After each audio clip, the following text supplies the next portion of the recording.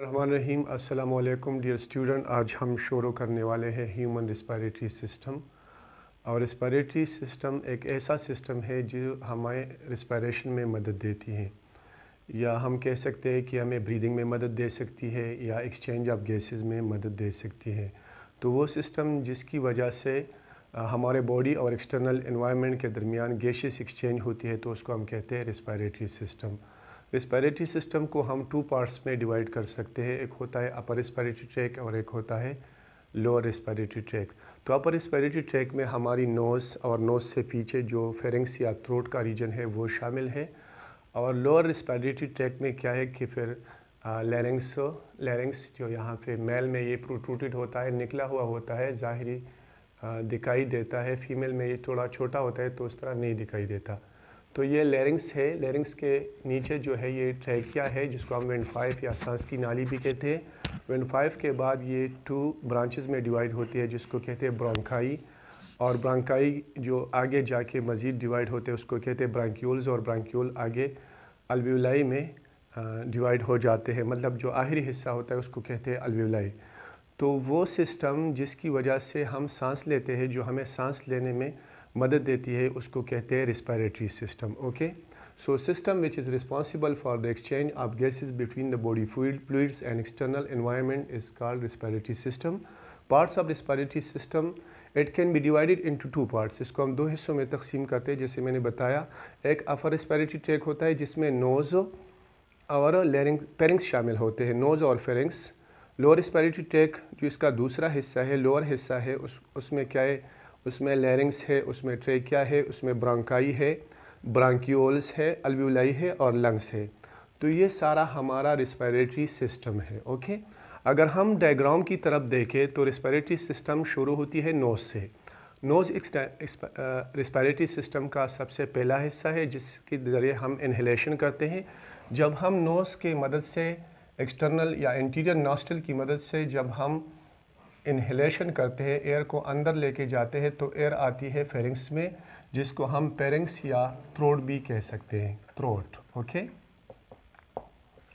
तो थ्रोट से फिर ये एयर होता हुआ हमारे लैरिंग्स में आता है।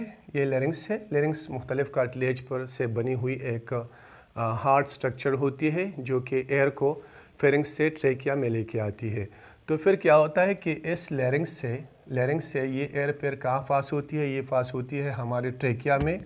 ट्रैकिया भी एक कार्टिलेजियस स्ट्रक्चर है, ये सी शेप कार्टिलेज से बने हुए होते हैं। आगे हम इसके बारे में इंशाल्लाह हर एक के बारे में तफसील से पढ़ेंगे। तो ट्रैकिया में एयर जब आती है तो वो फिर डिवाइड होके ब्रोंकाई में डिवाइड होती है। एक होता है राइट ब्रोंकस, एक होता है लेफ्ट ब्रोंकस। तो राइट ब्रोंकस क्या करता है, राइट लंग को एयर देता है। लेफ्ट ब्रोंकस क्या करता है, ये लेफ्ट लंग को एयर देता है। ठीक है, ये प्राइमरी ब्रोंकाई होते हैं, फिर ये डिवाइड होकर सेकेंडरी ब्रोंकाई बनाते हैं। सेकेंडरी ब्रोंकाई फिर डिवाइड होकर टर्शरी ब्रोंकाई बनाते हैं। और ब्रोंकाई के बाद जो हिस्सा शुरू होता है उसको हम कहते हैं ब्रांक्यूल्स। तो ब्रोंकाई तक ये क्या होता है, ये कार्टिलेज से बना हुआ होता है। और ब्रोंकाई के बाद जब ब्रांक्यूल शुरू हो जाते हैं तो वो किस चीज़ से बने होते हैं, वो होते हैं स्मूथ मसल से बने हुए होते हैं। मतलब ब्रोंकाई तक तो ये कार्टिलेज से बना था। अभी आगे जो ब्रांक्यूल्स है तो वो किस चीज़ से बने होंगे, वो स्मूथ मसल पे से बने होंगे। और ब्रांक्यूल के आखिरी सिरे पर जो सैक्स होते हैं उसको हम कहते हैं अल्वियोलाई और एयर सैक्स, जो कि मिलियंस की मकदार में हमारे लंग्स में होते हैं।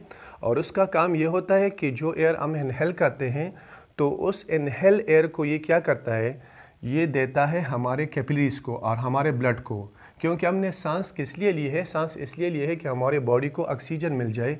तो वो रीजन जहाँ पे गैसेस एक्सचेंज होती है उसको हम कहते हैं अल्वियोलाई। उसको हम क्या कहते हैं, अल्वियोलाई।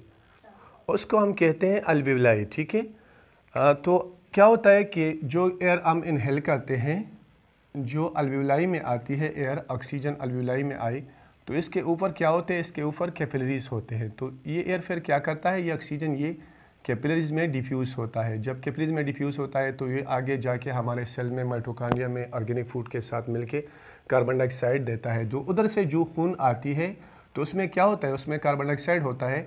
तो कार्बन डाइऑक्साइड फिर क्या होता है, फिर हमारे कैपिलरीज से डिफ्यूज़ होता है अल्वियोलाई में। ओके। अल्वियोलाई से फिर क्या होता है, वही कार्बन डाइऑक्साइड जो है उसी रास्ते से, जिस रास्ते से ऑक्सीजन अंदर गई हुई होती है, तो उसी रास्ते से वो क्या करता है, वो कार्बन डाइऑक्साइड फिर आती है ब्रांक्यूल्स में, ब्रांक्यूल से फिर आती है ब्रांकाई में, ब्रांकाई से फिर ट्रेकिया में, ट्रेकिया से लेरिंग्स में, लेरिंग्स से फेरिंग्स में, और इसको फिर उस एयर को हम एक्सहेल करते हैं, या तो नोज़ के ज़रिए या मतलब हम उसको माउथ के ज़रिए क्या करते हैं, उसको एक्सहेल करते हैं, कार्बन डाइऑक्साइड को एक्सहेल करते हैं। सो वो सिस्टम जिसकी मदद से हम रिस्पायरेशन या जिसकी मदद से रिस्पायरेशन का प्रोसेस होता है, तो उसको हम कहते हैं रिस्पायरेटरी सिस्टम। और रिस्पायरेटरी प्रोसेस क्या होता है, एक्चुअली ये ब्रीदिंग होती है, जिसमें हम एयर को इनटेक करते हैं, एयर अंदर जाके हमारे ब्लड के साथ मतलब ब्लड में ऑक्सीजन जाती है, फिर वहाँ से जो कार्बन डाइऑक्साइड बाहर निकलता है, तो उसको उस पैसेज को जिसकी मदद से हम एयर को इनटेक और एयर को इनहेल और एक्सहेल करते हैं, तो उसको हम कहते हैं रिस्पायरेटरी सिस्टम। आगे हम पढ़ेंगे रिस्पायरेटरी सिस्टम के पहले हिस्से को हम नोज़ कहते हैं। नोज़ क्या है, it is the first part and only external part of the respiratory system. Respiratory system तो सारा हमारे वजूद के अंदर है, लेकिन वो हिस्सा जो हमें दिखाई देता है, जो कि पहला हिस्सा है जिसके ज़रिए हम एयर को इनहेल करते हैं, तो उसको हम कहते हैं नोज़। नोज़ के ज़रिए क्या होता है, नोज़ के ज़रिए हम एयर को अपने बॉडी में इनहेल करते हैं, ठीक है। नोज़ के जो सामने वाले दो ओपनिंग होते हैं, उसको हम कहते हैं इंटीरियर नॉस्ट्रल्स, जिसके ज़रिए हम एयर को इनहेल करते हैं, इसको कहते हैं इंटीरियर नॉस्ट्रल, ठीक है। इंटीरियर नॉस्ट्रल से फिर क्या होता है कि एयर जो है, जो एयर हम इनहेल करते हैं, तो आती है नोज़ के अंदर कैविटीज़ में, जिसको कहते हैं नेज़ल कैविटीज़ हो। नेज़ल कैविटीज़ में जब एयर आती है, तो फिर वहाँ से क्या होता है कि नेज़ल कैविटी से फिर एयर, जिस तरह दो इंटीरियर नॉस्ट्रल होते हैं, सामने की तरफ नॉस्ट्रल होते हैं, तो इस तरह दो पोस्टीरियर नॉस्ट्रल भी होते हैं, जिसको हम कहते हैं पोस्टीरियर नॉस्ट्रल। तो उसकी मदद से फिर क्या होता है कि वो पोस्टीरियर नॉस्ट्रल की मदद से एयर आती है हमारे फेरिंग्स में, या जो जिसे हम थ्रोट कहते हैं, तो उसमें क्या होता है, उसमें एयर आती है, ठीक है। तो ये हमारी नोज़ जो है, नोज़ अगर हम यहाँ पे देखें, तो जिस ओपनिंग के ज़रिए हम एयर इनहेल करते हैं, तो उसको क्या कहते हैं, उसको कहते हैं इंटीरियर नॉस्ट्रल। उसको क्या कहते हैं, इंटीरियर नॉस्ट्रल कहते हैं, ठीक है। नॉस्ट्रल के ज़रिए हम क्या करते हैं, हम इसकी मदद से एयर को इनहेल करते हैं अंदर।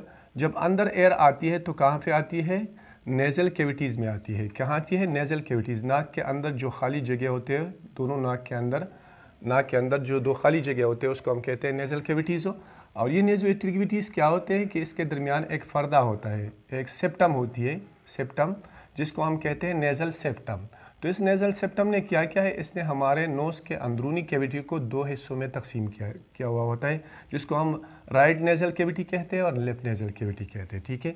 नेज़ल कैविटी में जब एयर आती है, तो वहाँ से फिर क्या होता है, वहाँ से फिर ये एयर जो है ना, पोस्टीरियर नॉस्ट्रल, पीछे की तरफ, जो आगे दो ओपनिंग है, इस तरह दो पीछे भी दो ओपनिंग होते हैं, उसको हम कहते हैं पोस्टीरियर नॉस्ट्रल। क्या कहते हैं, पोस्टीरियर नॉस्ट्रल, ओके। तो पोस्टीरियर नॉस्ट्रल से फिर क्या होता है, पोस्टीरियर नॉस्ट्रल से फिर एयर आती है हमारी फेरिंग्स में। कहाँ पे आती है, फेरिंग्स में, ओके। तो ये है एनाटॉमी और structure of the nose. Nose having the following part, number first interior nostril, फिर नोज़ के अंदर जो कैविटीज़ है उसको हम कहते हैं नेज़ल कैविटीज़, फिर जो पीछे वाले नॉस्ट्रल होते हैं उसको हम कहते हैं पोस्टीरियर नॉस्ट्रल्स, ओके। और इस तरह नोज़ के अंदर जो है एक मेम्ब्रेन होती है, जिसको हम कहते हैं म्यूकस मेम्ब्रेन। क्या कहते हैं, म्यूकस मेम्ब्रेन। म्यूकस मेम्ब्रेन एक ख़ास म्यूकस खारिज करता है, ठीक है। और वो म्यूकस जो है हमारे एयर को जो हम इनहेल करते हैं उसको मॉइस्ट और उसकी प्यूरिफिकेशन में क्या करता है, वो मदद देता है, ठीक है। नोज़ के अंदर हेयर्स भी होते हैं, जिसको हम कहते हैं नेज़ल हेयर्स। नेज़ल हेयर्स जो है ये भी हमारे एयर जो हम इनहेल करते हैं उसके फिल्ट्रेशन में हमें मदद देती है। तो ये था नोज़ का स्ट्रक्चर। अब हम पढ़ते हैं नोज़ की फिजियोलॉजी की तरफ, या function of the nose. Nose क्या अफ़आल सरअंजाम देते हैं, तो नोज़ जो है ये मुख्तलिफ़ अफ़आल या फंक्शन सरअंजाम देते हैं। एक ये होता है कि air comes to the body through nose. जब हम ब्रीथिंग करते हैं, हम सांस लेते हैं, तो हम किस चीज़ की मदद से सांस लेते हैं, हम जो है हम नोज़ के ज़रिए ही सांस लेते हैं। तो it help in breathing, okay. Help in detection of smell. आप देखिए जो चीज़ हम खा रहे होते हैं ना, तो अल्लाह ने हमारे नोज़ को इस तरीके से बनाया है कि उसकी ऑटोमेटिकली स्मेल हो जाती है। जब हम कोई चीज़ खाते हैं और खुदा न खास्ता वो कंटेमिनेटेड है, उसमें गंदगी है, तो ऑटोमेटिकली उसकी बू जो है या उसकी स्मेल जो है वो हम डिटेक्ट करते हैं। इस तरह ये पोजीशन है माउथ के ऊपर, बिल्कुल नोज़ लगा हुआ है। तो ये मुख्तलिफ़ चीज़ों के स्मेल को भी डिटेक्ट करती है, क्या ये साफ़ है या गंदा है, कंटामिनेटेड तो नहीं है। बिकॉज़ अगर हम कंटामिनेटेड फूड को खाएँ तो हमारे बॉडी में मुख्तलिफ़ किस्म के डिजीज़, इन्फेक्शन वगैरह जो है वो काज कर सकते हैं। नोज़ की एक और फंक्शन ये भी है कि it's change the quality of voice. अगर खुदा न खास्ता कोई प्रॉब्लम हो, जैसे कोई बीमारी वगैरह हो, कॉमन कोल्ड वगैरह, तो उसमें आप देखते हैं कि साउंड की जो फिच या क्वालिटी होती है वो ज़रा चेंज हो जाती है। तो इसका मतलब ये है कि अगर नोज़ में कोई प्रॉब्लम है तो उसकी वजह से हमारे साउंड की क्वालिटी वही नहीं रहती। मतलब ये हम इसके अंदर ऐसे स्ट्रक्चर्स, बोन्स होते हैं जो कि हमारे वॉइस के जो एयर वॉइस प्रोड्यूस करती है उसके मतलब प्रॉपर वॉइस को पैदा करने में भी क्या करते हैं, ये मदद देते हैं। ठीक है, so it also help in voice production, okay, और it's produce voice quality, okay.